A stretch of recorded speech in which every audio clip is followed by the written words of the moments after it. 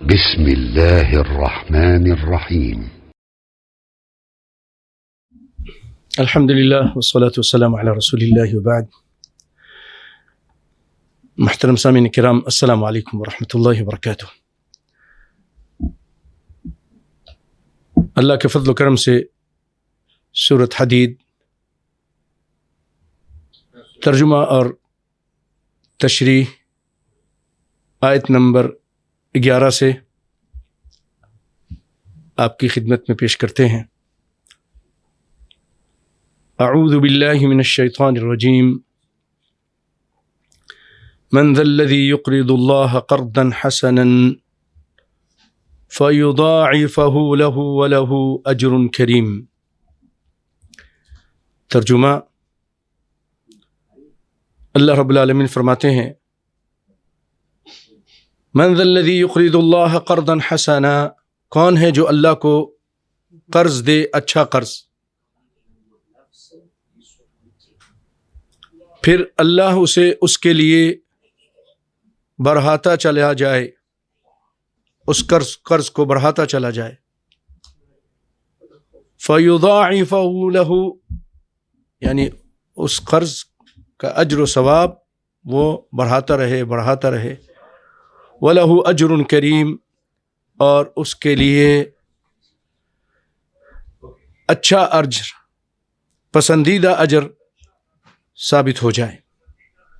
پیارے بھائیو، آپ اس آیت میں غور کیجئے۔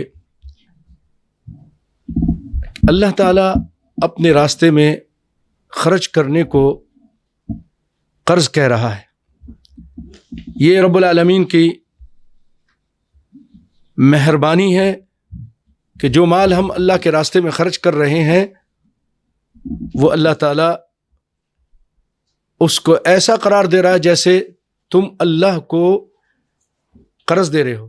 تم کسی کو جو اس کے راستے میں خرچ کر رہے ہو، وہ ایسا ہے جیسے تم اللہ کو قرض دے رہے ہو، اللہ تم کو واپس دے گا، اور بڑھا چڑھا کر تمہیں وہ واپس دے گا۔ اس سلسلے میں بہت ہی پیارا ایک قصہ ہے، میں انشاءاللہ اس کو آپ کے سامنے حدیث شریف سے پیش کروں گا، لیکن اس سے پہلے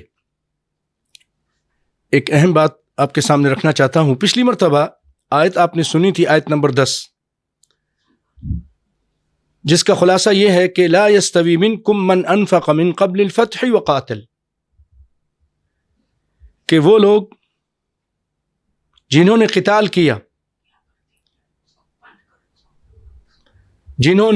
کیا فتح مکہ یا صلح حدیبیہ سے پہلے، وہ اور بعد میں آنے والے لوگ، فتح مکہ یا صلح حدیبیہ کے بعد آنے والے، اور وہ بھی قتال کرتے ہیں، خرچ کرتے ہیں، دونوں برابر نہیں ہو سکتے، ان کا درجہ زیادہ ہے۔ اس پر گفتگو سنی تھی۔ آئیے میں اسی سے متعلق ایک چھوٹا سا قصہ بہت ضروری ہے، وہ سنانا چاہتا ہوں۔ امام احمد بن حنبل روایت کرتے ہیں سیدنا انس بن مالک رضی اللہ تعالی عنہ سے کہ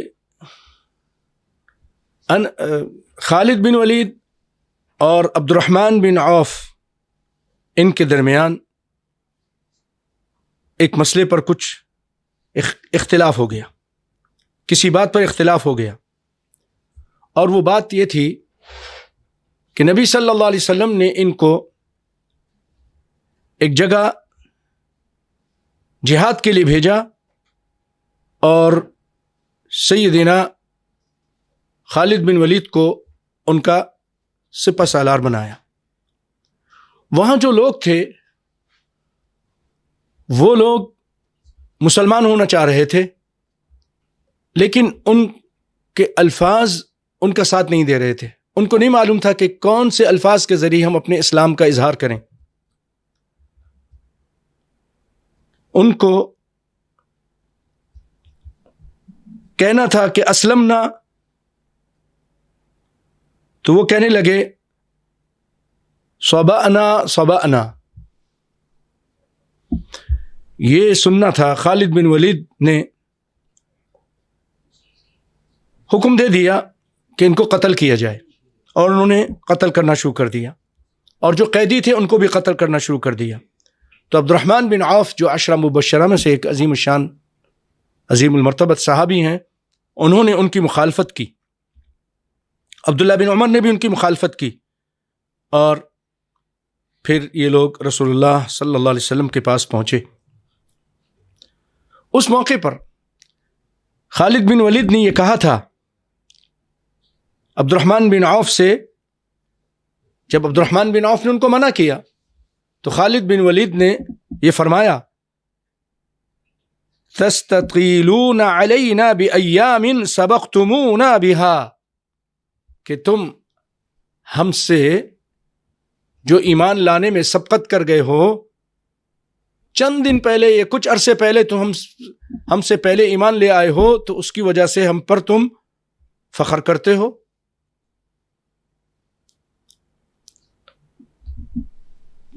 اور سیدنا خالد بن ولید رضی اللہ تعالی عنہ 8 ہجری یعنی فتح مکہ سے پہلے سفر کے مہینے میں 8 ہجری میں ایمان لائے تھے، اور سفر کے بعد جو رمضان آیا 8 ہجری میں ہی اسی میں فتح مکہ ہوا. تو سیدنا خالد بن ولید نے اس موقع پر یہ فرمایا کہ آپ لوگ ہم پر اس وجہ سے فخر کرتے ہیں اور مجھے آپ منع کر رہے ہیں. تو نبی صلی اللہ علیہ وسلم نے اس موقع پر فرمایا کہ لا تسبوا اصحابی فوالذی نفسی بیدہ لو انفق احدکم مثل احد ذهبا ما بلغ مد احدهم ولا نصیفہ. یہ جو صلح حدیبیہ کے بعد ایمان لائے اور فتح مکہ سے پہلے خالد بن ولید ایمان لا رہے ہیں، تو ان کا مقابلہ صلح حدیبیہ سے جو پہلے لوگ ایمان لائے ہیں ان سے نہیں ہو سکتا. اور آپ صلی اللہ علیہ وسلم فرما رہے ہیں وہ صحابی جو پہلے ایمان لائے ہیں میرے ان صحابیوں کو تم گالی مت دو، برا بھلا مت کہو اے خالد بن ولید. تو اس سے یہاں پر جو اللہ تعالیٰ نے فرمایا کہ لا یستوی منکم من انفق من قبل الفتح وقاتل، جو ایمان لائے ہیں فتح سے پہلے. اور جیسے میں نے پہلے بتایا تھا کہ فتح سے مراد یہاں پر بعض لوگ مکہ کی فتح لیتے ہیں، اور بعض لوگ جو اس کی اصل بنیاد ہے فتح مکہ کی یعنی صلح حدیبیہ کی شرائط وغیرہ اور معاہدہ عہد پیما جو ہوا تھا وہ لیتے ہیں. تو یہاں پر اس حدیث سے یہ ثابت ہو رہا ہے جو اس طرف گئے ہیں کہ وہ صلح حدیبیہ مراد ہے، تو وہ اس حدیث سے دلیل لیتے ہیں کہ یہاں پر من قبل الفتح سے مراد فتح مکہ نہیں بلکہ صلح حدیبیہ ہے، کیونکہ خالد بن ولید صلح حدیبیہ کے بعد ایمان لائے ہیں، پہلے نہیں لائے تھے. ہم فتح مکہ سے پہلے ایمان لائے. بھائیوں، ایک اور قصہ جو آج آپ نے سنی ہے، من ذا الذی یقرض اللہ قرضا حسنا. امام طبرانی اپنی کبیر میں، طبرانی الکبیر میں، لیکن سند جو ہے اس میں کچھ ضعف ہے. عبداللہ بن مسعود اس کے راوی ہیں، وہ بیان کرتے ہیں کہ جب یہ آیت اتری نبی صلی اللہ علیہ وسلم پر من ذا الذی یقرض اللہ قرضا حسنا، تو ابو الدحداء وہ تشریف لائے اور آ کر کہنے لگے اے اللہ کے رسول، ان اللہ یرید منا القرض، اللہ ہم سے قرض مانگ رہا ہے. آپ نے فرمایا نعم یا ابا الدحداء، اے ابو الدحداء، جی ہاں. آپ نے فرمایا ارینی یدک، اپنے ہاتھ دکھائیے. رسول اللہ سے کہا فناولہ، آپ صلی اللہ علیہ وسلم نے اپنا ہاتھ بڑھا دیا.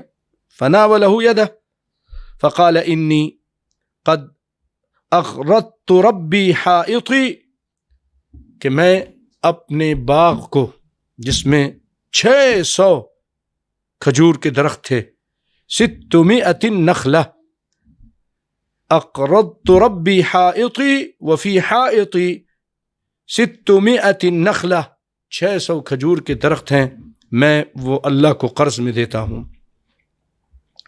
پھر اس کے بعد یہ صحابی ثم جاء الى الحائط، اپنے اس گارڈن میں، اس باغ میں آئے، فنادا، داخل بھی نہیں ہوئے کیونکہ اب یہ اللہ کو دے دیا تھا، اب ان کا نہیں۔ فنادا، زور سے آواز لگائی، یا ام الدحداء، اے ام دحداء۔ وہ گارڈن کے اندر تھیں، باغ میں تھیں۔ فقالت لبیک، نیک اور صالح بیوی، فرما بردار، فوراً کہنے لگے میں حاضر ہوں، میرے سرتاج فرمائیے۔ فقال اخرجی اخرجی فقد اقرضته ربی، اس گارڈن سے نکل جاؤ، اس باغ سے باہر آ جاؤ، میں یہ باغ اپنے رب کو قرضہ میں دے چکا ہوں۔ اللہ اکبر۔ اور امام احمد نے، اسی طرح امام ابن حبان نے، امام حاکم نے سیدنا انس رضی اللہ تعالی عنہ سے صحیح سند کے ساتھ روایت کیا ہے، وہ بھی میں آپ کو سنا دیتا ہوں۔ اس کو البانی رحمۃ اللہ علیہ نے صحیح بھی کہا ہے اور مسلم کی شرط میں ہے، جیسے کہ امام حاکم کہتے ہیں کہ ایک شخص ان رجلا قال یا رسول اللہ، ایک شخص کہنے لگا اے اللہ کے رسول، ایک فلاں آدمی، اس کا ایک کھجور کا درخت ہے، وَأَنَا أُقِيمُ بِهَا وَأُقِيمُ حَائِطِي بِهَا، اور اے اللہ کے رسول میں اپنی دیوار سیدھی کرنا چاہتا ہوں، اور وہ کھجور کا درخت وہاں پر حائل ہے، فَأْمُرْهُ أَن يُعْطِيَنِي أَوْ فَأْمُرْهُ أَن يُعْطِيَنِي حَتَّى أُقِيمَ حَائِطِي بِهَا، ان کو کہیں کہ وہ درخت مجھے دے دیں تاکہ میں اپنی دیوار سیدھی کر لوں۔ تو نبی صلی اللہ علیہ وسلم نے اس درخت والے سے کہا، جس کا درخت تھا، اعطها ایاہ بنخلۃ فی الجنہ، جنت کے ایک درخت کے بدلے تم اس کو یہ درخت دے دو، یعنی جنت میں درخت ملے گا تو پھر تو جنت ہی مل گئی نا، جنت کے بدلے۔ فابا، اس شخص نے انکار کیا۔ یہ کوئی منافق نہیں تھا، یہودی نہیں تھا، لیکن انسانوں میں، مسلمانوں میں، اچھے مسلمانوں میں بھی کچھ ایسے جذباتی ہوتے ہیں جو کسی موقع پر راضی نہیں ہوتے کہ میں کیسے اپنا گھر کا یہ درخت دے دوں اور میری دیوار بھی خراب ہو جائے، اس طرح کی۔ تو اس نے انکار کر دیا۔ تو جب ابو دحداء کو پتہ چلا، وہ آئے اور کہنے لگے اے بھائی، مجھے وہ درخت تم بیچ دو، بعنی نخلتک بحائطی، میرا گارڈن، میرا باغ خرید لو جس میں 600 درخت ہیں، اور مجھے یہ درخت دے دو۔ تو اس نے کہا ٹھیک ہے، یہ درخت میں تم کو دیتا ہوں اور وہ باغ لے لیتا ہوں۔ تو اب ابو دحداء وہاں سے، کیا جذبہ تھا ان کا، کیا شوق تھا جنت کا، آئے رسول اللہ صلی اللہ علیہ وسلم کے پاس، کہا اللہ کے رسول، میں نے خرید لیا ہے یہ درخت جو اس آدمی کو چاہیے تاکہ اپنی دیوار سیدھی کر لے۔ قال فاجعلها له، اللہ کے رسول اس کو دے دیجئے۔ فقد اعطیتکها، فقد اعطیتکها، اللہ کے رسول میں نے وہ آپ کو دے دیا ہے۔ تو نبی صلی اللہ علیہ وسلم نے فرمایا خوش ہو کر، کم من عذق رداح لأبی الدحداح فی الجنت، اللہ اکبر، کتنے عذق ہیں، عذق کہتے ہیں کھجور کے درخت کو، رداح، رداح بھاری، الثقیل یعنی پھلوں سے لدے ہوئے، لأبی الدحداء، کیسے الفاظ بھی ملا دی رسول اللہ صلی اللہ علیہ وسلم نے اللہ کے حکم سے، فی الجنتی، جنت میں، یعنی جنت میں کتنے ہی درخت ہیں کھجور کے لدے پھندے ابو الدحداء کے لیے. قال مرارا، آپ صلی اللہ علیہ وسلم نے بار بار یہ کہا.